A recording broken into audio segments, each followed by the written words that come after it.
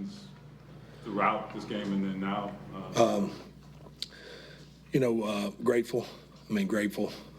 Running out for warm-ups and all that, and out there for the anthem. And as the game just got going, I was just thankful, grateful that I was out there. And it was a blast. It was a blast, but obviously the emotions now are disappointment, right? Disappointment. This isn't about me. We got a team that was scrapping like crazy to try to stay alive and get in the postseason. So obviously we're all disappointed. Came up just short. The game kind of played out almost kind of how we thought it was going to play out in terms of how we were going to win the game. Kind of one of those grinded out kind of games, and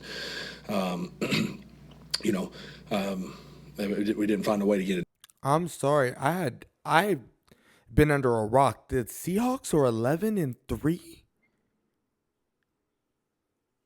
11. Where have I been? Oh, no. That's what Sam Darnold, right? That is what Sam Darnold. I don't know what I'm talking about. Of course they are. Wow. Done is the bottom line. We did a lot of things really well on both sides of the ball. And obviously, Blake, unbelievable, kicking the football all game. But, just some of us in there talking now is, we got to win. I'm speaking offensively. If I can, stay healthy, like I feel good, and it's going to get better as we go. But the catch in that is we got to win. It doesn't really matter if it's getting better as we go if we don't win, because it's going to be over in 3 weeks. So that's the catch there, but it's going to continue to get better. This was obviously the first one. We're talking about 3 days of practice. But again, it was a real blessing to be back out there with the guys. But obviously, this is about the Colts and the Seahawks, and we didn't find a way to get it done. And certainly a few plays here and there I'd like back. But all in all, we just didn't find a way. What I really appreciate and respect about what Philip is talking about here is, I think all of us, or at least most of us, are really looking at him like this is a good look for Philip. Like, wow, 45 years old, 44 years old, and he can still get out there and play. Like, he can still be on the NFL field and play.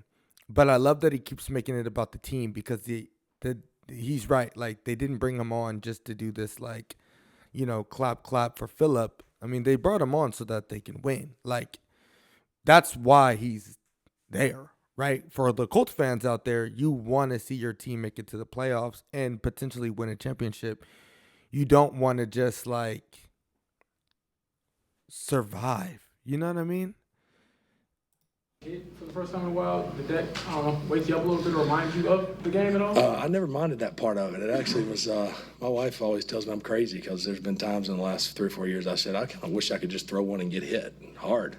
And she's like, you're that's not normal. But so I didn't mind that part. The one with the bobble snapper deal didn't feel great, but the other ones kind of got me going in the game. It actually didn't feel too far off. It was kind of crazy how normal it felt once we got going in the game.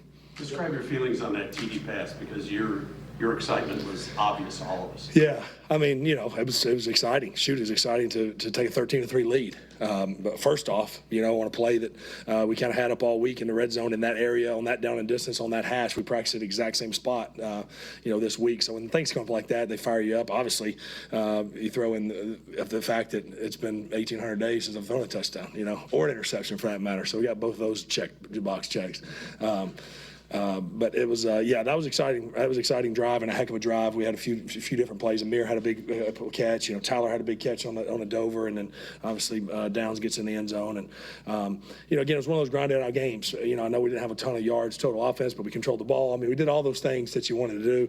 I know that in the book it says we turned the ball over, but we didn't turn the ball over. That was obviously in desperation mode. All in all, disappointed. Thankful. And nothing but gratitude from a standpoint of getting to be here and be a part of it again. But disappointed we didn't get it done, as I have been disappointed in any other loss I've ever been a part of where I was the quarterback. Back shoulder to Alec, that back shoulder to Alec, what went into that? Yeah, we actually worked on about 4 or 5 of those on Thursday. I said, let's get a few because he's like, people are starting to play high on him, because he's been running by some folks. And this is, again, this game, he didn't really get many targets. That was really the one opportunity he had. He had the one where they called PI, and they were kind of squatting on him on the stop route. And so we went right back to the go ball, and he made a heck of a contested play. So This is why they brought Phillip Rivers in. It's because he's not out there just playing the game. He's not out there just. This is what Michael Irvin was talking about on the podcast with Cam and them. Is that this is why they brought Phillip, is because he knows the game and you can outsmart your opponents without having to physically, overwill them. You know what I mean? You don't need to exert your will in that way. All you need to do is just know where your opponents are, so you can know where you need to be. And as a quarterback, you just need to get the ball into the places where they need to go. So just hearing this already, I'm like, you could win games with Phillip Rivers' mind and what he knows about the game, what he sees in the game, and then he'll institute that in practice. He'll hear something from the wide receivers, and then he'll go. And I'm not saying no other quarterback's doing it, but I can definitely tell this is why they were so confident bringing him back, or any quarterback who has that, amount of tenure in the league. I can see why they wanted Phillip Rivers to come back now, and why the game was a close game, because they're like, no, Phillip, like, do what you do. Bring that with us so that we have the team in place where I think we can make it a great push this year. And we just need you to just steady the ship. And Phillip is coming in, and this is what it looks like for a quarterback of his caliber to steady the ship. Again, a lot of confidence in all the wideouts in a short period of time. Obviously, I've been around Pitt, but not the other guys in person. So, like I said, those kind of plays are I have full trust in them, but those are trust building, kind of like, oh man, we did that, but we don't have time to. It's not like this is we're building this thing out. We got you're looking at 21 days left, or whatever. So to find a way to get in. Phillip, you've gone through 3 practices with this team, traveling, meetings, now a game. What did you learn about this Colts team? Well, Coach said it in there, and you would hope it would be the case. But the effort, the fight, the want to, it's what I remember from the 2020 team. Just being in that team meeting and the meetings last night and everything, and the whole week.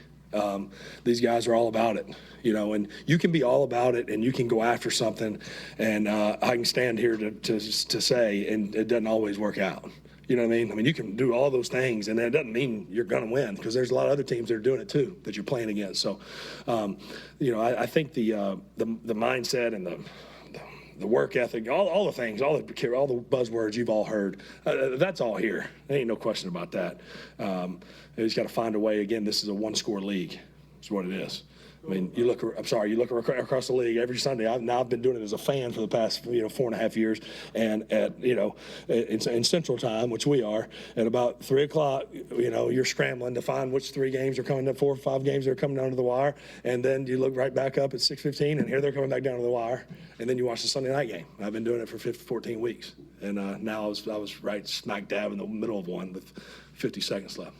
You don't get told more without. He gets to be. He's literally playing all of our dreams right now. That's what I love this Phillip Rivers story so much, because he knows what it's like to be a fan of the game. Now that he hasn't been playing it for 15, or 20 some odd years. So he knows what it's like to be a fan. And now he's bringing that fandom into his actual gameplay, which is, I'm trying to think of another, if you guys know, please put in the comments of what other sports, like, phenomenon or person. Like, who else has done this in sports? Who else has gotten this opportunity in sports? If I'm blanking on it, I'm blanking on it. But this is just crazy to me. 5 years removed? Being very confident, obviously, but at the same time, you hadn't done this in a long time, and did any part of you, well, what part of you, if any, wondered how this might go, and could I do this? Was there any of that? Yeah, well, I think that was certainly the sentiment on Monday and Tuesday, and then I've been thankful to God that I haven't had those doubts really creep back in my mind. I've been very much at peace and just at peace with everything about it. And I say peace with the results, but not with, well, I'm okay with us losing. I'm certainly not. But I mean, I'll come to grips with however this thing plays out. I'll be okay for having done it because I made that commitment, and I'm just thankful. I really am. And certainly that first time, you get the ball and you go out there and that thing gets cranked up and you go, dang. But where am I? I felt a little bit of a dream, honestly. It's like I've stood right here before, but it was, in 2018. But I hadn't been in an NFL stadium like that in the center of it, calling the play, obviously well noted in a long time. But again, thankful to have been a part of it, disappointed that we didn't find a way to get it done. We saw part of you. We got last one. We got one more. We saw a reaction from your high school team after you threw your first touchdown pass. What is it about this opportunity that you're going to teach them, your kids, or whatever, about going forward, and why do you want to go forward when there could be failure on the other side of it? Yeah, well, this isn't the motivation, but I do think that maybe there'll be, I think about my own boys, my own two sons, but certainly it was a high school team I'm coaching, but this isn't why I'm doing it. Again, this is really, I know it comes with it, and I know it is a story, and I know it is rare, and all those things, but I didn't do that. I wasn't searching. I was enjoying myself kind of down there being coach in South Alabama, but these kind of things don't come up. But obviously this doesn't come up every day, but I think maybe, maybe it will, I don't know, inspire or teach, to not to run or be scared of what may or may not happen, hopefully, certainly I think of my sons and those ball players, that I'm in charge of at the school, that they'll say like, crap, coach wasn't scared. You know what I mean? It's like, shoot, sometimes there is doubt and it's real. And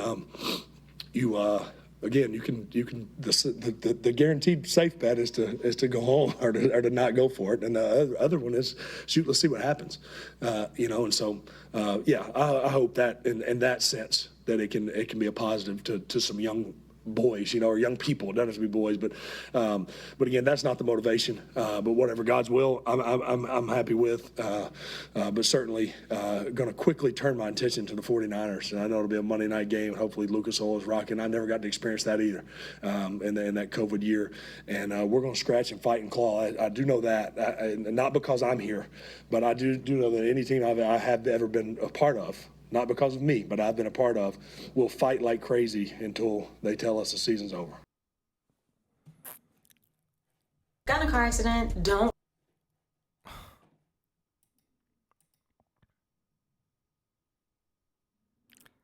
What do you say when somebody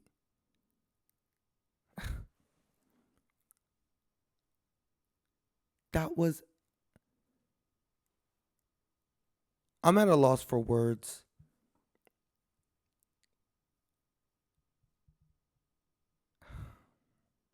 There's not many I understand why they brought Phillip Rivers back at 44 years old. I understand it now. You don't get people like that. You don't get people like that.